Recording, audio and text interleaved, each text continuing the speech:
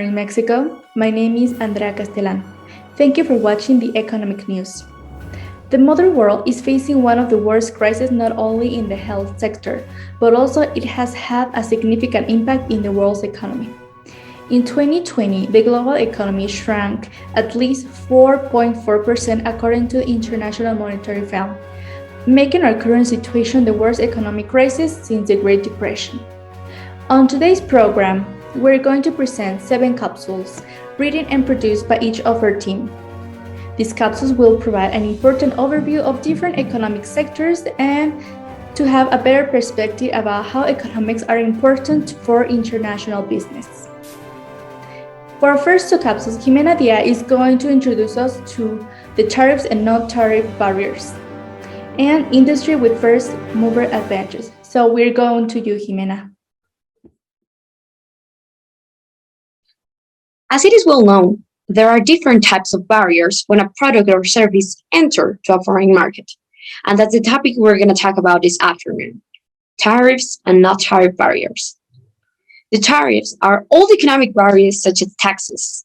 And on the other hand, the non-tariff barriers are the procedures or any element that can slow down the trade. Nowadays, we have such a great example with Russia and US countries with a history of difficult relations. And it is necessary for you as exporters to have a special license for exporting technologies to Russia. This is given that Russia doesn't want its population to acquire American products over the local ones. And now, for our economic advantages capsule, we're going to talk about Netflix advantage. But how it is related to economics? Well, there's something called the first mover advantage, which is generated by the country or company when it's the first one entering into a new market. It differentiates it from the competence because as the entity was the first one in the industry, it knows how to make a product or service with more quality or how to reduce the cost, making consumers to prefer that product over others due to its quality, price, or both. An example for this advantage can be perfectly represented by US Netflix. The company was founded in 1997, giving a lot of years of experience. In 2005 and 2006, more streaming platforms appeared, but Netflix offered a better service with less mistakes thanks to the first mover advantage. Nowadays, it has 30% of all the internet traffic in North America. Thank you, Jimena, for leading us with this wonderful presentation. Now, Andrea Armenta will provide the 3rd and 4th capsule approaching the themes of dispute settlement process and FTA, regional integration treaties, import-exports. Let's go to you, Andrea. We all know that free trade agreements exist to facilitate trade among countries, to end barriers, and to make every party involved happy. But many times that is not the case. And because of this, some agreements can last years and years in order to be finally out. For those who don't know what a free trade agreement is, according to Adam Baron from Investopedia, a free trade agreement is a pact between 2 or more nations to reduce barriers to import and export among them. Now, with that in mind, we can go to our main topic. Recently, a FTA between Bangladesh and Malaysia has returned to the table. This agreement has been going around up and down for about 11 years. And that's what I was referring at the beginning when I said that the picture is not always as it is painted. Both countries can be beneficiated, of course. Both countries have something to offer to the other one. But experts from Bangladesh fear that this agreement could affect directly local businesses. They fear that the duty-free access to markets can be no good for them. But with this globalized world, aren't we all afraid of that? Aren't we all afraid that we will lose our jobs and be replaced with machines? Bangladesh will look to get the most of the deal without harming its own competitive items, of course. Their big aim is to increase the international trade volume, but also their specialization in comparative advantages. Anyways, free trade agreement or not, the raw truth is that Bangladesh needs to strain its commercial ties as experts have expressed. And if they want that to happen, they will have to give up their import duty and many other items in order to advance. But what do you think? Is it really necessary for countries to give up on important matters just to have some influence in the global markets? I'll leave it to you. Now, moving to our next topic, trade has been happening since a long time ago now. Since the beginning of humanity, people had the need to get things, but they discovered that if they wanted to get something, they needed to get something in exchange. And it started like that. Today, trade is way more complicated than that. Nowadays, entire countries trade with each other, and with something done on that scale, on a scale that big, regulations are pretty much needed to be that big as well. And for that, we have treaties, agreements, regulations, etc., in which countries compromise to follow what it is written in those precious papers. Then problems appear when countries forget about what they had previously signed and decide to do what they want or what suits them better. So they start having trouble among countries and they have to fix it. That is dispute settlement processes cases. So recently, a dispute that has been going around since 2018 have been resolved with both parties satisfied. And what am I talking about? Well, on 2018, Australia presented a complaint at the WTO that said that Canada has not been acting well according to the GAET and the TSU in trade regarding the product of wine. They argue that in some places of Canada, they have been discriminating imported wine with different measures. Of course, Australia was not happy with this, but Canada acted really civil and tried to get an agreed solution with Australia, which actually happened, but it lasted 3 years because of all the paperwork and protocols to be followed, since the situation has to be treated as a dispute settlement case. Um, but I mean, isn't it easier for countries to get things done correctly from the beginning? It looks like Canada learned its lesson and will not try to discriminate against imported wine anymore. But all the paperwork, all the people involved, all of these just to do things as they were supposed to. Why do you think countries decide to ignore these regulations when they are fully aware of the consequences? Again, I'll leave it to you. Thank you. Thank you, Andrea, for giving us a better understanding of the subjects.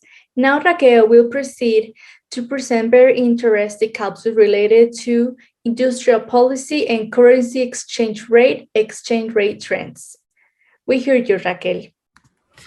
The US industrial policy has always been controversial thanks to the American system they have created, which consists of only using these policies in response to a potential threat.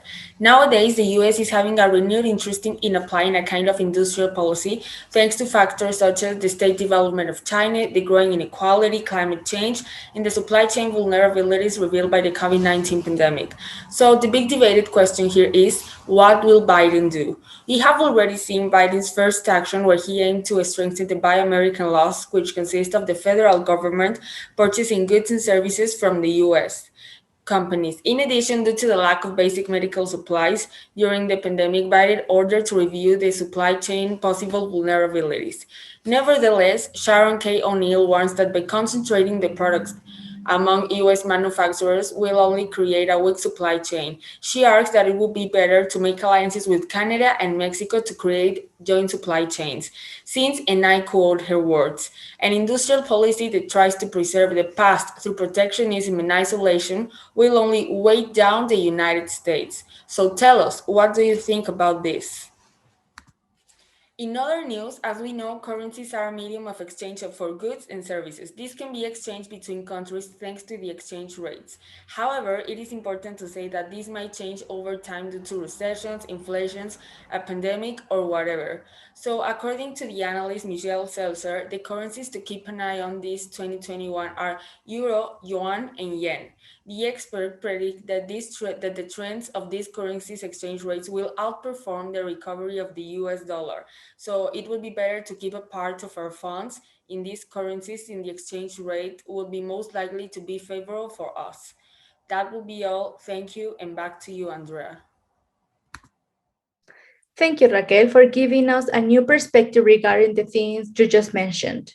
To conclude our capsule, the last theme is COVID and international trade. The trade industry recorded a dramatic decline of 14.3% in the second quarter of 2020. At least 80 countries started to put several restrictions or provisions on international trade as a measure to avoid the spread of COVID-19. The situation created a massive chaos in the supply due to a reduction and harm in the manufacturing goods. In the case of China, COVID-19 had a drastic effect because the government forced a national lockdown, causing the export to drop from 190 billion to 70 billion just in February. So what could be a possible outcome after a year? Well, the United Nations Conference on Trade made analysis and they calculated that at least there is going to be a recovery of 10% in the first quarter of 2021. This recovery will benefit especially the Asian market, and China will especially grow at 31% mainly in March of 2021. When it comes to policies, we recommend that China put a voluntary quota because it is exporting a massive production of iron to India, Japan, and the USA. So these countries are trying to put more tariffs on the Chinese iron since their national production cannot compete. So to prevent China from this situation, the voluntary quota will prevent the extra tariffs. The manufacturing industry had lost of 280 million US dollars just in the first quarter of 2020. Therefore, China's government can give subsidies to these companies so they can give them loans and prime rates so they can increase their production and start recovering from the COVID-19 situation. To conclude with our program, as you saw and heard in the last 7 capsules, there are many economic conflicts at the moment, mostly because we have an economy that is barely recovering from a major disaster, and it is really necessary for all of us to start looking at the situation and to do something about it. It is well known that we cannot control everything that happens around us, but what we can do is to put our best effort and to educate ourselves in order to help global economics from our own path. We appreciate our beautiful audience for the attention to this program, and we'll see you until next time. Bye.